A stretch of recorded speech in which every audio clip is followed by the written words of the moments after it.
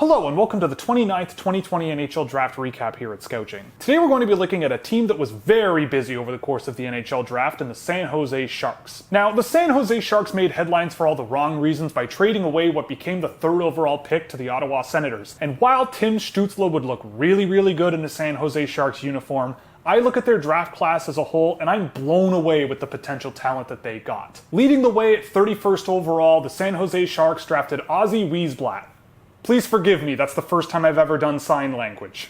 Now, Ozzie Wiesblatt is one of my favorite players that I tracked all season this year. I went into tracking him not expecting to be as blown away with him as I was. I think there's tremendous potential for Ozzie Wiesblatt down the road. He's a little bit slender on his frame, but he's a great skater with great skill. He's evasive, he's agile, he works hard, especially offensively. He's got dual threat offensive tools, and I think at 31st overall, he's a high ceiling pick, a high potential pick, and I'm a big fan of that pickup for the San Jose Sharks. I don't really know what else to say about Ozzie Wiesblatt. I am a really big fan of his game. I do also want to give kudos to the San Jose Sharks and specifically Doug Wilson Jr. for signing his name because Ozzie Wiesblatt's mother is hard of hearing. I thought that was a really classy move that capped off the first night of the NHL Draft with a nice addition of compassion that should change things for the NHL moving forward. It's a little thing, but I feel like it meant a lot to Ozzie and his family. At 38th overall, the team then went and took Thomas Bordelo off the USNTDP. Now, Bordelo is a player who I do have questions about. I know people had him in their first rounds and people that I do respect, but I do look at Thomas Bordelo and question how projectable his game is. His defensive game is almost non-existent at times. His pace of play, especially in transition, is underwhelming.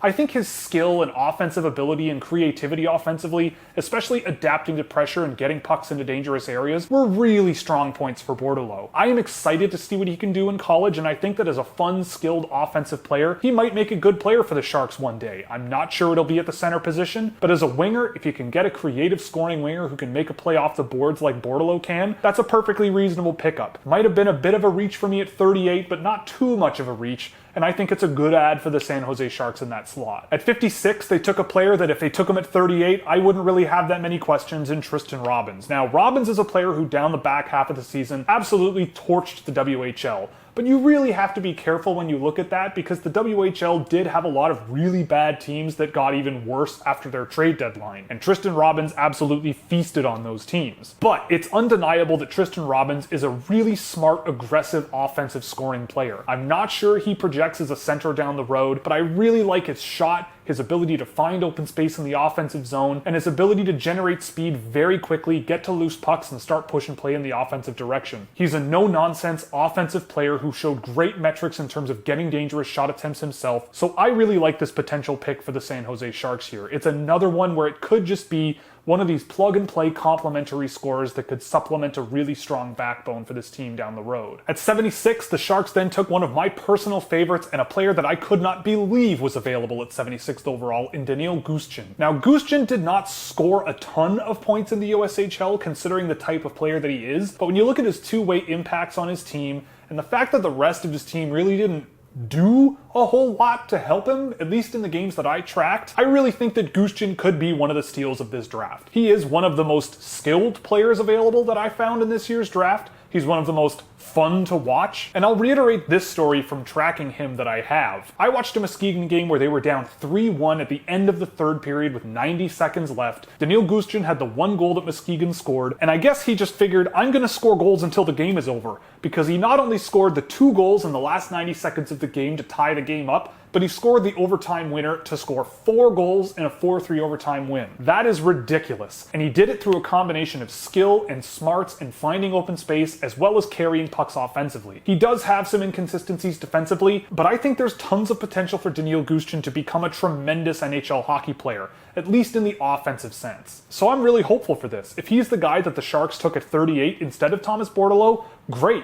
But they took Bordelo and still got Gusten at 76, so I can't really complain. And continuing with the hype train for me, Brandon Coe went off the board at 98, and Brandon Coe was a very good player playing on a very bad team. I don't know what else there is to say. He drove tremendous results on a team that finished last in the OHL. I really like him. He's a big guy but has tons and tons of skill. He's not the most physically intimidating player, but he just goes out and plays the game. He embarrasses people from time to time, and I've really liked what Brandon Coe can put together. I didn't get enough of a data sample in enough time to put together a scouting report on him, but rest assured, he would have been a guy that if I had more time, he would have gotten a report. I really like Brandon Coe, and to get him at 98, that's a no-brainer. You just pick that guy and hope for the best, because I think there's a lot in that tank. The Sharks then had almost 100 picks to take a break and then used their 196th pick to take Alex Young. I saw Alex Young play for the AJHL All-Stars at the Junior Club World Cup this year and found that he was a perfectly capable, skilled offensive player. He's a second-time draft eligible and he's headed off to college, so we'll see what happens. I think that if your goal is skilled offensive-leaning forwards, Alex Young is not the worst late-round swing you could have taken. I can't really complain too much about this guy. He is not a bad hockey player, so we'll see what happens over the next few years. Just a guy that shoots the lights out in the AJHL as a D+1 is not necessarily something that I'm clamoring for in the NHL draft. But he does have some talent that was notable, so I'm glad that he got picked in this year's draft. At 201, they took Adam Raska, and this is a bit of a different flavor. He's more of a physical power winger. I didn't really see much that moved the needle for me, kind of a similar vibe to a Jaromir Pitlick for me, but if you can find yourself a bottom 6 energy winger at 201 in the draft, great. At 206, the Sharks drafted Lukas Oberg, a 2 times undrafted player from Örebro in Sweden. Now, I've seen this guy play a little bit. He was a very good player at the under 20 level last season and a perfectly fine SHL player last year. In this range of the draft, considering everything they drafted ahead of him, sure, take a swing on the further developed Swedish guy. I don't really mind him. He's already scored 6 goals in the SHL at time of filming. He's only played 12 games. So that's pretty promising in one way. And if you just want someone who's a little bit further along in their development that might be able to chip in a little bit quicker, sure, take the guy that your Swedish scouts like, and he does have measurably solid production. So this is a one where you're going to have to wait and see what happens. At 210, they drafted Teemo Pizzerov, and Pizzerov is a player that I actually saw play a couple of times this year because his production was bonkers good for his school. Now, his team wasn't particularly great on the prep school circuit this year, but Pizzerov was a clear standout. He's a big, strong player, but has tremendous skill. I watched a game where he played the St. Andrews team. I believe his team lost 4-2 or something like that, but he was the one who scored both goals. And that seemed to be the story throughout the entire season. I really like Teemo Pizzerov. He's a long-term project. I really don't know if he's ever going to turn out to be anything, but he could be an interesting project pick to keep your eye on for the next few years, especially when you consider the combination of size and skill that he has.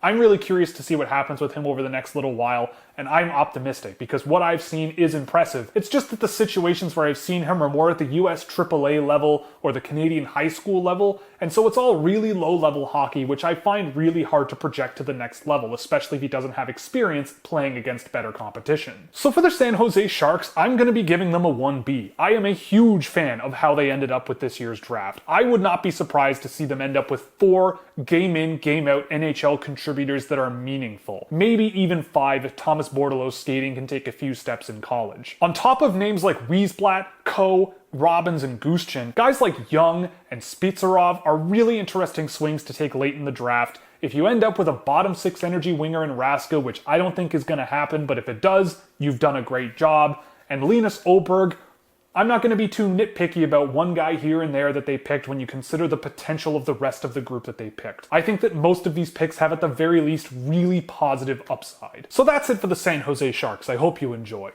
If you did, you can click all the buttons you see below me so you never miss another one. If you really liked it, you could subscribe on Patreon or here on YouTube by clicking join below. You'll get access to data sheets for hundreds of drafted and undrafted prospects, early access to videos, a Discord server, and plenty of other goodies, or you can pick up some merchandise from the Scouchwear shop, where 50% of profits go to the Women's Sports Foundation. So that's all, and thanks for watching, and we'll catch you in the next one where we go over the Winnipeg Jets.